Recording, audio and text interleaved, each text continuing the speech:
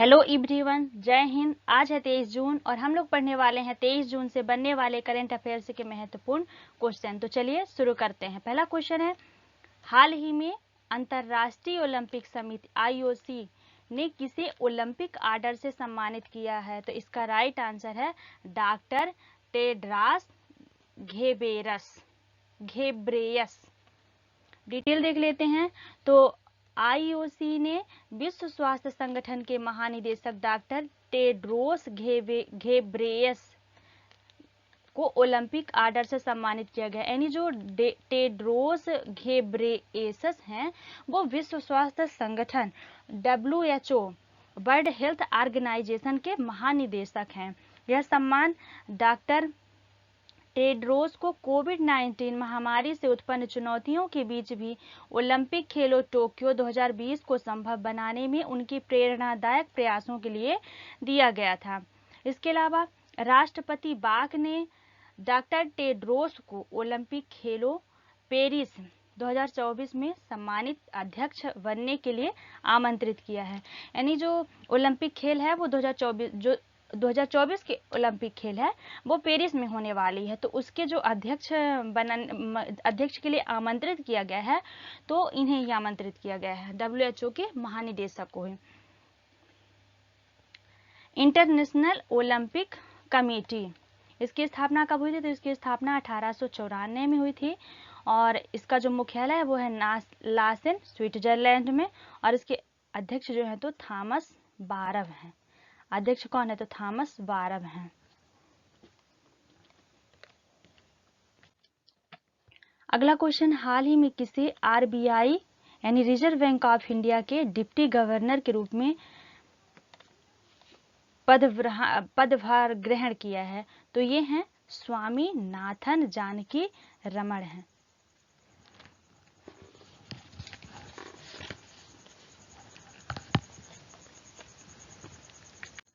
Detail देख लेते हैं। तो स्वामीनाथन जानकी रमन को सरकार ने 3 साल की अवधि के लिए RBI के डिप्टी गवर्नर नियुक्त किया है। वह महेश कुमार जैन का स्थान लेंगे। केंद्रीय बैंक में उनका कार्यकाल ज्वाइन करने की तारीख से 3 वर्षों के लिए होगा। और RBI की स्थापना जो है तो 1 अप्रैल 1935 को हुई थी। इसका मुख्यालय मुंबई में है और इसके जो गवर्नर हैं वो हैं शक्तिकांत दास।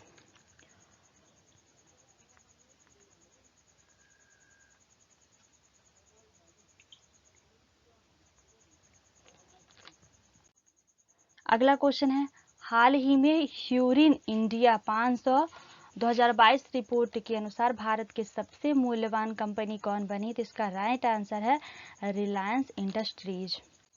डिटेल देख लेते हैं। तो हाल ही में जारी हुई ह्यूरिन इंडिया की 2022 बरगंडी प्राइवेट ह्यूरिन इंडिया 500 सूची ने उद्योगपति मुकेश अंबानी की रिलायंस इंडस्ट्रीज लिमिटेड को शीर्ष पर रखा है। रिपोर्ट में यह भी कहा गया है कि टाटा कंसल्टिंग सर्विसेज, TCS और HDFC बैंक ने सूची में दूसरा और तीसरा स्थान हासिल किया है। अगला क्वेश्चन है, हाल ही में जारी ग्लोबल लिवेलिटी इंडेक्स 2023 में दुनिया का सबसे रहने योग्य शहर कौन बना है? यहाँ और नहीं होगा, रहने योग्य होगा, यहाँ ये गलत है। रहने योग्य शहर कौन बना है? तो इसका राइट आंसर है वियना बना है। अगला डिटेल देख लेते हैं। तो वैश्विक रहने योग्य सूचकांक 2023 के अनुसार वियना को 2023 के लिए दुनिया का सबसे रहने योग्य शहर नामित किया गया है। इकोनॉमिस्ट इंटेलिजेंस यूनिट EIU द्वारा ग्लोबल लिवेबिलिटी इंडेक्स 2023 जारी किया गया है। इसमें स्वास्थ्य देखभाल, शिक्षा, स्थिरता, बुनियादी ढांचे और पर्यावरण सहित विभिन्न कारकों पर दुनिया भर के 173 शहरों को रैंकिंग दी गई है। इस रैंकिंग में डेनमार्क के कोपेनहेगन दूसरे स्थान पे हैं, जबकि ऑस्ट्रेलिया के मेलबर्न और सिडनी तीसरे और चौथे स्थान पर हैं। भारत के 5 शहर हैं, बेंगलुरु, अहमदाबाद, चेन्नई, नई दिल्ली और मुंबई भी सबसे रहने योग्य शहरों की सूची में हैं।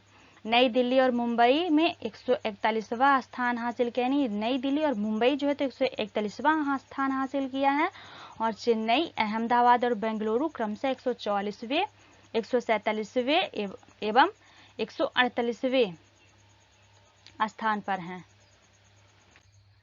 अगला क्वेश्चन, हाल ही में किस राज्य में पुरातात्विक विभाग द्वारा पाषाण युग की राख पेंटिंग की खोज की गई है? तो इसका राइट आंसर है आंध्र प्रदेश।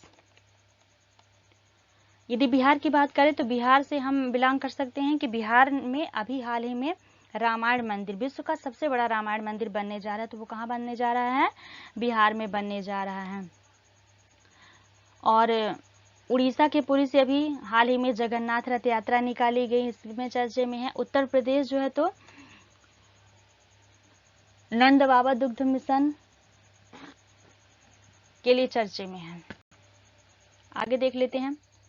तो भारतीय पुरातत्व सर्वेक्षण ASI के एक पूर्व पुरातत्वविद ने मध्य पाषाणकालीन शैल चित्रों की खोज की। यहाँ पाषाण था, ये टाइपिंग मिस्टेक है। तो मध्य पाषाणकालीन शैल चित्रों की खोज की है, जिसमें आंध्र प्रदेश के गुंटूर जिले में जमीन के एक हिस्से को जीतते हुए एक व्यक्ति को दर्शाया गया है। यहाँ पर टाइपिंग मिस्टेक हो गई है।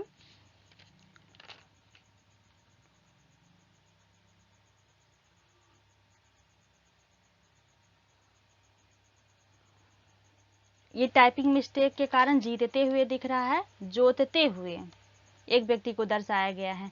यह तीर्थ स्थलों की स्थापत्य विशेषताओं का पता लगाने के लिए कृष्णा नदी की निचली घाटी के सर्वेक्षण के दौरान पाई गई है। प्लीज आप लोग सपोर्ट करें, हम जल्द से जल्द और नई सुविधाएं ला पाएं कि जो ये टाइपिंग मिस्टेक हो जाती है तो ये सही हो पाए। इसको हम सही करने के लिए कुछ उपकरण की व्यवस्था कर सकें। आंध्र प्रदेश की बात करें तो आंध्र प्रदेश की राजधानी है अमरावती, मुख्यमंत्री हैं YS जगन मोहन रेड्डी और राज्यपाल हैं अब्दुल नजीर।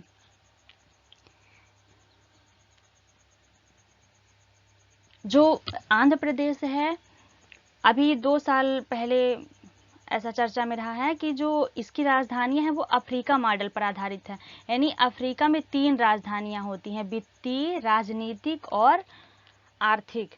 तो इसी मॉडल को आंध्र प्रदेश ने भी अपनाया था और ये विशाखापट्टनम, अमरावती और एक स्थान है उसको चुना हुआ था। इसे आप लोग थोड़ी सर्च करके अच्छे से पढ़ लेंगे। अगला क्वेश्चन है, संयुक्त राष्ट्र लोक सेवा दिवस कब मनाया जाता है? तो इसका राइट आंसर है 23 जून को। 21 जून को कौन सा दिवस बनाया गया था? तो अंतर्राष्ट्रीय योग दिवस मनाया गया था। 17 जून को विश्व मरुस्थलीकरण दिवस मनाया गया था। और 19 जून को कौन सा दिवस मनाया गया था? ये आप लोग कमेंट करके बताएंगे। यह विशेष दिन सार्वजनिक सेवा और उनमें काम करने वाले लोगों के महत्व की सराहना करने के बारे में है। अगला क्वेश्चन है, हाल ही में कहाँ उत्तर भारत का पहला स्किन बैंक खोला गया है? तो इसका राइट आंसर है दिल्ली। डिटेल देख लेते हैं। तो राजधानी के सफदरजंग अस्पताल में पहला स्किन बैंक खोला गया है। यह सिर्फ अस्पताल का ही नहीं बल्कि दिल्ली का पहला बैंक है जहां लोग मरने के बाद त्वचा दान कर सकेंगे। इसका फायदा त्वचा संक्रमण से जूझ रहे लोगों के अलावा त्वचा कैंसर, अल्सर या जल चुके लोगों को मिल सकेगा। अगला क्वेश्चन है, BRICS chamber of commerce and industry women's vertical की नई अध्यक्ष कौन बनी? तो इनका राइट आंसर रूबी सिन्हा। 2 बार कॉमर्स लिखा हुआ है, एक ही बार होना चाहिए। जो भवानी देवी हैं ये तलवारबाजी चैंपियनशिप रही हैं भारत की, और नुसरत चौधरी को पहली मुस्लिम महिला संघीय जज बनी है अमेरिका में। ब्रिक्स जो है तो 5 देशों का समूह है और पहले इसे ब्रिक के नाम से जाना जाता था, लेकिन 2010 में दक्षिण अफ्रीका शामिल होने पर ब्रिक्स नाम बदल गया है, यानी ब्रिक्स नाम दे दिया गया है। स्थापना इसकी 2006 में हुई थी। मुख्यालय इसका संघाई चीन में है और 2023 का ब्रिक्स समिट दक्षिण अफ्रीका होस्ट करेगा।